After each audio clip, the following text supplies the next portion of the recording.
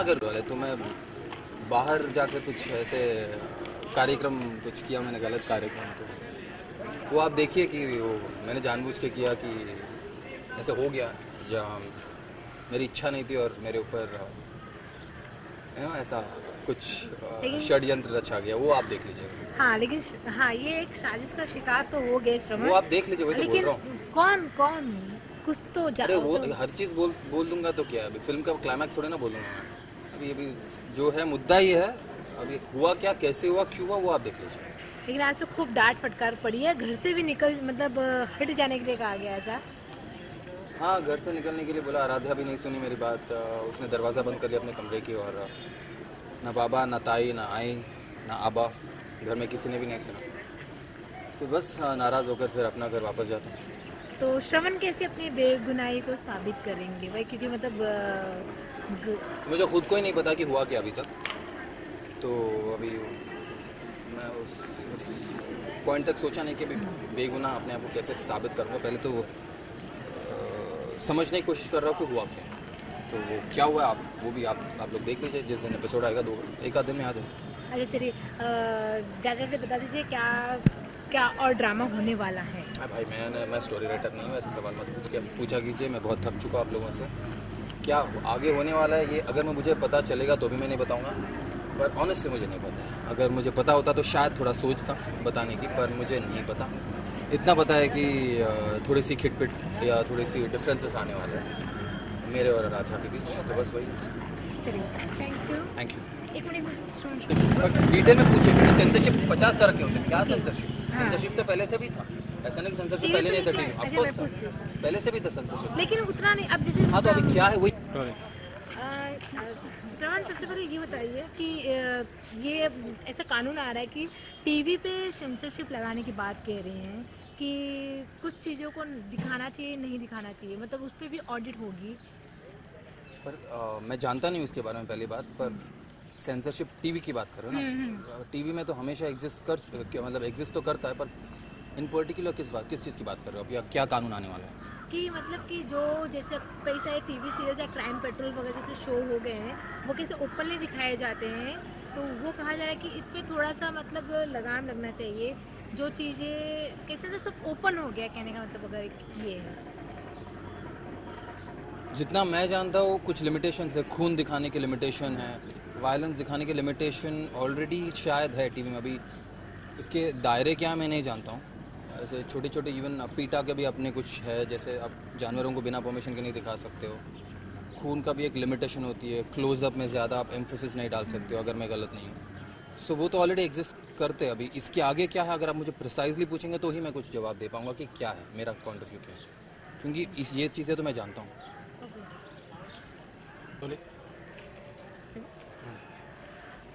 श्रवण, अभी हाल ही में अभी कुछ दिन पहले ऐसा आया कि टीवी पर भी सेंसरशिप लगाने की बात की जा रही है। जिस तरह से बॉलीवुड में हर एक चीज़ों को सेंसरशिप करी जा रही है, तो क्या आपके हिसाब से ये करना ज़रूरी है? क्योंकि कई सारी टीवी पे ऐसी अंधविश्वास चीज़ें फैलाई जा रही है जिस पे लिमिट नहीं है, तो क्या आपके हिसाब से सेंसरशिप होना चाहिए टीवी पे कि नहीं? सेंसरशिप तो पहले से एग्जिस्ट करता है।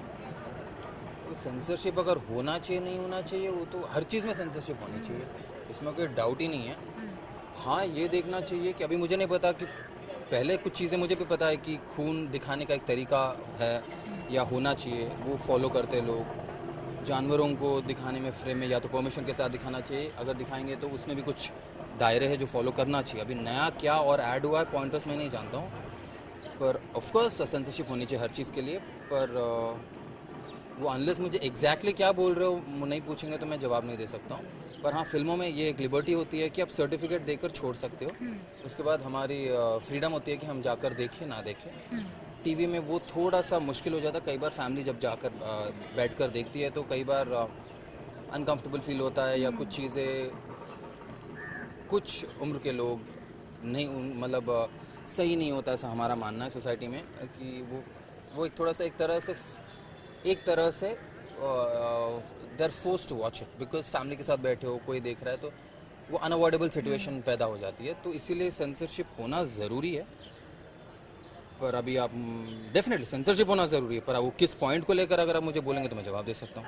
जैसे अभी मतलब कहा ही जा रहा है कि reality crime petrol crime show जैसे कई सारे शो है जो एकदम ओपनली दिखाया जाता है, ओपनली क्या दिखाया जाता मतलब कई तरह की चीज़ों जिसमें कि कुछ चीज़ें सिर्फ फेस को ब्लर करना हो या तो फिर प्रॉपर जो एक बोलते हैं ना रियल रियल स्टोरी होती है उसकी जगह को भी प्रॉपर बताया जाता है, कभी कभी नाम भी प्रॉपर बताया जाता है, तो क्या उस तरह का लेना ज़रूरी है?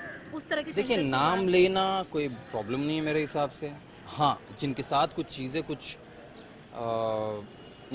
अनफॉर्चुनेट चीज़ें जब लाइफ में जब होती है कुछ चीज़ें, उसको हम as as entertainment medium as creatives जब उसको उससे इंस्पायर होकर जब पुट ऑन करते हैं टीवी में या दिखाते हैं उसको दर्शाते हैं, तो हाँ, इतना लिबर्टी तो कोई नहीं ले सकता कि उसका उस बंदे का असली नाम ना बोले या उनकी आइडेंटिटी रिवील होने के जो चांसेस है उसे हम उसको हम वो जो डेंजर है वो हम कभी भी वो लिमिट क्रॉस नहीं कर सकते कि उस असली इंसान की जो पहचान है जिनके साथ वो हुआ है वो हादसा वो पता नहीं होना चाहिए। वो लिमिटेशन तो ज़रूर होनी चाहिए, पर जगह का बोलने से मेरे हिसाब से तो कोई प्रॉब्लम नहीं, क्योंकि जगह ठीक है, अभी इट एग्जिस्ट वो कंट्री में, it's part of a country और like wherever it could भी, भले हिंदुस्तान में कहीं और भी हो, पर जगह का नाम लेने में मेरे हिसाब से कोई प्रॉब्लम नहीं होनी चाहिए।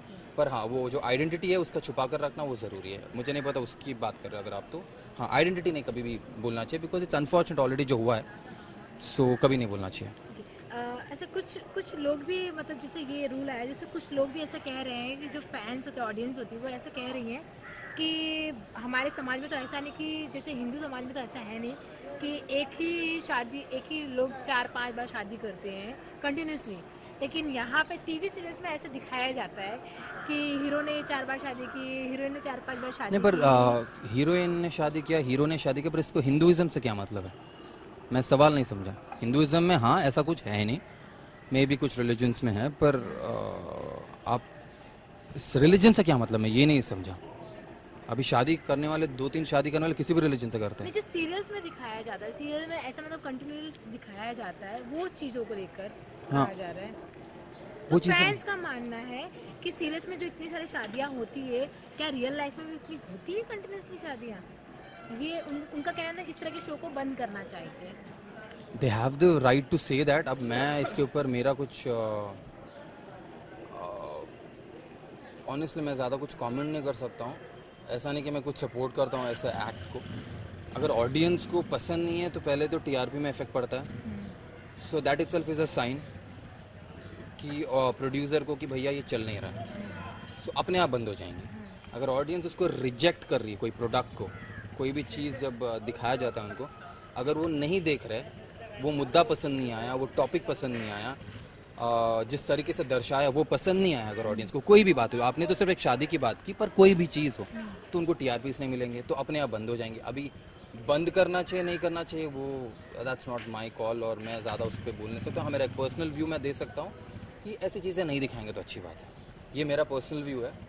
पर जब चीज़ें नहीं चलनी होती है, जब लोगों को पसंद नहीं आती, लार्जर नंबर से अगर लोगों को पसंद नहीं आता है, क्योंकि हमेशा नंबर देखी जाती है किसी भी चीज़ में, सो अगर लार्जर नंबर में अगर लोग नहीं पसंद करें तो अपने आप बंद हो जाएंगे, क्योंकि पैसे कमाने का जो मुद्दा है वो प्रोड्यूसर के लिए चैनल के वो पैदा ही नहीं होता है, और अपने आप लोग उस तरह की टॉपिक्स पे कुछ बनाना है बंद कर देंगे, क्रिएटिवली कुछ और सोचने की कोशिश करेंगे, कुछ और इंस्पिरेशन लेने की कोशिश करेंगे। पर पर्सनली हाँ, मैं भी नहीं बोलूँगा कि इस तरह के रिग्रेसिव थाट्स को या रिग्रेसिव मुद्दों को हमें दर्शाना चाहिए। Even personally even I would not support it.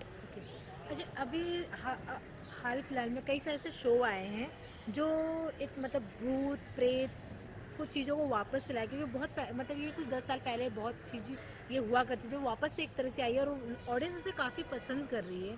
ख़त्म, सवाल यही है, पसंद कर रही है ऑडियंस, ऑडियंस को जो चाहिए देगा भी।